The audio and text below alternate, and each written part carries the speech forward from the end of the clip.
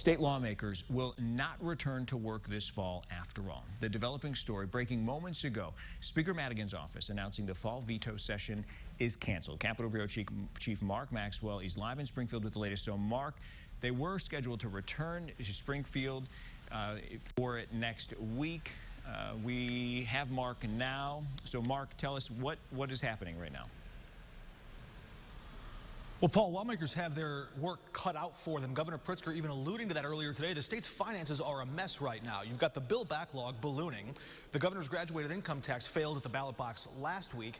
And, of course, COVID-19 blew an $8 billion hole in the budget. So state lawmakers were anxious to get back to work this fall to try and find some repair.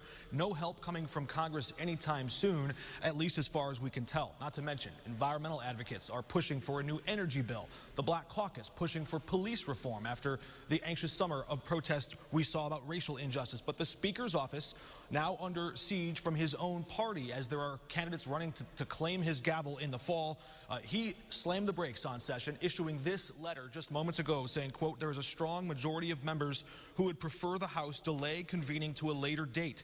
He says this is primarily motivated by concerns about the rising COVID-19 rates and proximity to upcoming holidays. Now, that rumor had been swirling for more than a week, but earlier today, Governor Pritzker said he was hoping this would not happen, saying, quote, "That would be disappointing. We have so much work to do in Springfield." He guessed he knew why people might be concerned about gathering as he's discouraging large gatherings across the state right now. Quote, "But I must say it would be disappointing. There are we just have so many things we need to accomplish," he said. Even still, many of the state's big problems that we have are not going to get any better or any closer to a resolution through procrastination. That's one reason House Republicans are pointing to the Speaker's political headaches, saying maybe that's the reason why he's pressing pause on session, canceling it outright until the new General Assembly is seated. That wouldn't happen until January.